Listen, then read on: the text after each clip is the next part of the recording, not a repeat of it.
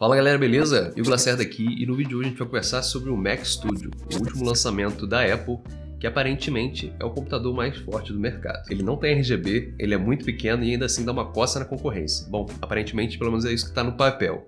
Vamos trocar uma ideia sobre isso nesse vídeo aqui. Se você já está um pouco familiarizado com os produtos da Apple e conhece o Mac Mini, esse cara aqui por fora, parafraseando o McDonald's, seria mais ou menos um Double Mac Mini, porque ele não mudou muito as dimensões, é um computador super compacto, muito pequeno. Na verdade, o tamanho dessa caixa, desse headphone que eu recebi aqui, ó, que é cerca de tipo 20 por 20 por 10 de altura. Então ele é muito compacto, muito pequeno, vai caber embaixo até dos monitores, assim você consegue montar um setup bem minimalista, tudo bem compactado com uma máquina pequena dessa. Mas não se engane com o tamanho desse computador não, porque a revolução que a Apple tem feito agora com a arquitetura nova que eles têm implementado nos últimos processadores é absurdo. E bom, vamos falar um pouco disso agora, porque eles anunciaram agora os dois novos chips. Até então, recentemente ainda, 2020 se não me engano, a Apple lançou o M1 e o M1 Pro, que estavam sendo utilizados em alguns dos computadores deles, tanto no iMac quanto nos notebooks. E cara, foram processadores que já vieram revolucionando, porque eles são muito eficientes, entregam muita potência de processamento e com uma eficiência boa, gastando pouca energia. Já pulando para o M1 Ultra, que seria o mais forte de todos, ele funciona como se fossem 2 em 1. E é porque de fato ele é isso mesmo. A Apple pegou dois processadores M1 Max e juntou em um só. Então eles conseguem trabalhar simultaneamente, tendo uma largura de banda de interface ali entre os dois processadores de 2,5 TB por segundo. E uma largura de banda de memória para os dois chips juntos de 800 GB por segundo. A depender do modelo, esses chips podem vir com 32, 64 ou 128 GB de memória unificada, que eles chamam, Unified Memory. Tem algumas variantes aí entre o M1 Max e o M1 Ultra. O M1 Max pode vir com 10 núcleos, 10 cores de processamento de CPU, 24 núcleos cores de processamento de GPU, na parte gráfica. Já o M1 Ultra pode vir com o dobro, com 20 núcleos de processamento. E esses núcleos de processamento de CPU são distribuídos entre os altamente eficazes, eles são realmente para processamento, e os econômicos, que são para tasks que recrutam menos processamento, coisas mais de uso diário do computador. Então, você, navegar, fazer um browsing entre seus arquivos e tudo mais, esse tipo de coisa mais light assim, que você faz no computador, seriam feitos por um lado, e as coisas de processamento gráfico, renderização e tudo mais, seriam feitas por outros núcleos. E continuando, esse cara pode vir com 48 ou 64 núcleos de processamento gráfico. Eu sei que essa sequência toda de números aqui pode parecer meio esquisito de se ouvir, mas estou apenas dando contexto para quando a gente for falar da performance dessa máquina. Agora falando das portas de entradas do Mac Studio, na parte de trás, ele tem 4 entradas Thunderbolt de geração 4. Ele tem uma entrada de internet de 10 GB, ele tem também 2 USB tipo A, um HDMI e uma entrada de áudio que eles chamam de Pro Audio Jack. Já na frente do Mac Studio, a gente tem duas variantes aí, na versão M1 Max e na versão M1 Ultra. Para ambos os casos a gente vai ter uma entrada de cartão SD, só que no M1 Max a gente vai ter também duas entradas USB tipo C e no M1 Ultra a gente vai ter duas entradas de Thunderbolt. Bom, como eu falei para vocês, ele é muito compacto, com suas dimensões de 20 centímetros de profundidade, de largura e 10 centímetros de altura. Então ele é uma caixinha de nada, e apesar de ser compacto assim, mais ou menos 2/3 do volume interno dele ali parece que são dedicados para refrigeração, para o controle de temperatura desse cara aqui. E eles foram um pouco sagazes, um pouco espertos na construção desse cara, porque eles usaram um conceito de física muito simples, O ar quente tende a subir, o ar gelado tende a descer. Então o que eles fizeram?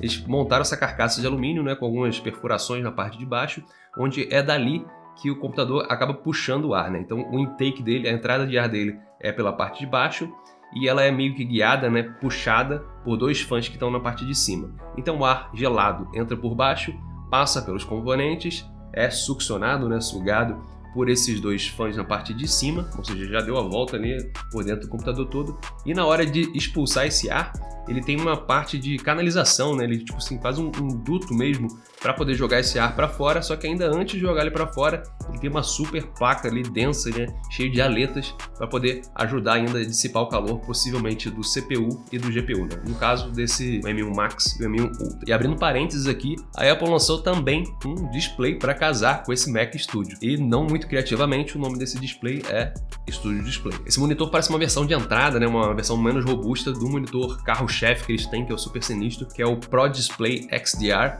que é um monitor super caro e muito bom também, mas esse carinha aqui não deixa de ser bom também. Realmente ele é como se fosse uma versão, poderíamos dizer até capada assim, mas também mais acessível para os preços de coisas da Apple. Bom, enfim, é uma tela de 27 polegadas do tipo Retina 5K, em 14,7 milhões de pixels, 1 bilhão de cores, 600 nits, ou seja, tem brilho de sobra, ele dá para cegar uma pessoa, é muito mais do que os monitores convencionais que a gente compra, principalmente aqui no Brasil.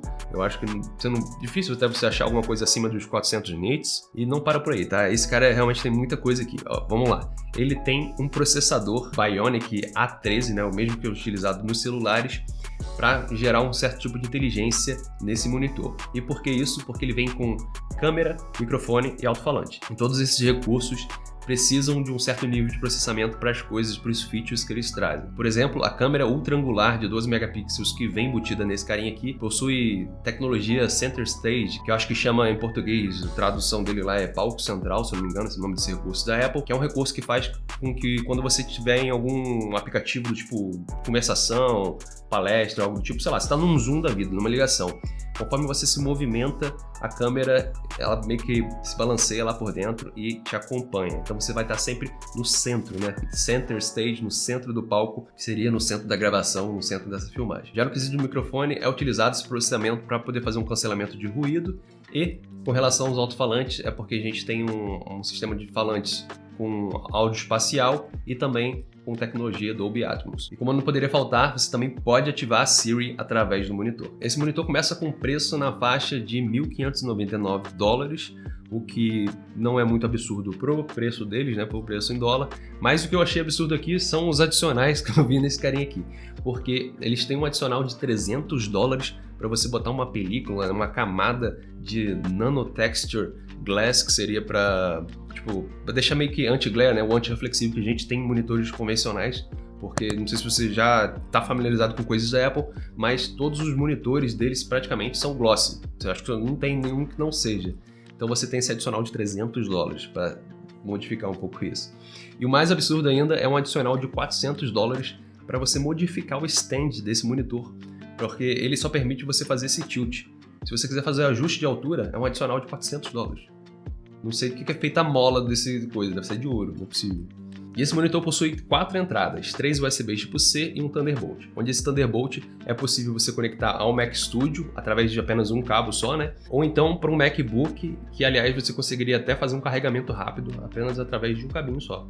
E agora falando realmente da performance do Mac Studio no papel, pelo menos pelas métricas da própria Apple, esse cara aqui parece fazer milagre. Eles sempre focam muito na performance por watt, né? Por quanto de energia que você gasta, por performance que você tem de volta, e pelos comparativos que eles fizeram na apresentação aqui, a gente tem que boa parte das comparações são contra outros produtos da própria Apple, né, com outros chips deles, ou então processadores da Intel, como por exemplo entregando a mesma performance utilizando 65% menos de energia do que um chip da Intel, um i5 da última geração, um 12600K, ou então mais absurdo ainda, 90% a mais de performance, ou a mesma performance, só que gastando 100 watts a menos do que um 12900K, que é o atual flagship, né, o melhor processador da última geração Alder Lake da Intel. E pensando bem no último caso, o 12900K já entrega um processamento absurdo. Se você conseguir fazer esse undervolt nele e conseguindo entregar o mesmo nível de performance com 100 watts a menos, cara, isso é absurdamente bom para o computador em si, né? Afinal de contas é um mini PC,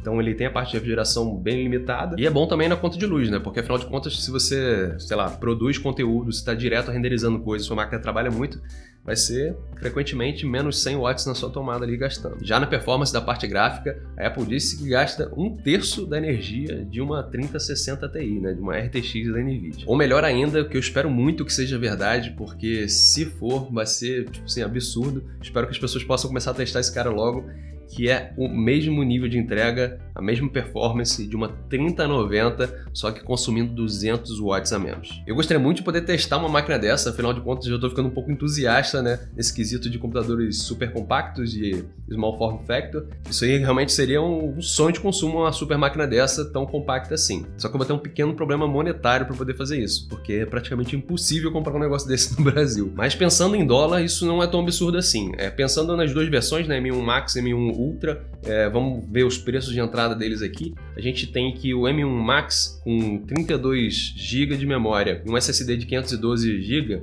que seria o de entrada. esse cara começa o preço a partir de $1.999, né? Arredondando $2.000. Já o M1 Ultra, com esse chip, 64 GB de memória e um SSD de 1 TB, começa a partir de $3.999, ou seja, de $4.000. E sinceramente, esses preços em dólar são bem condizentes para um cenário global. Só que trazendo isso para nossa realidade aqui no Brasil, nossa senhora, que negócio absurdo. Esse valor de entrada de $1.999 do M1 Max, aqui a entrada é R$23.000. E o M1 Ultra, o valor de entrada é de R$46.000. E se você ainda não se espantou com esses dois valores de R$23.000 e R$47.000, saiba que o M1 Ultra tem adicionais que podem chegar a fazer ele custar R$99.000.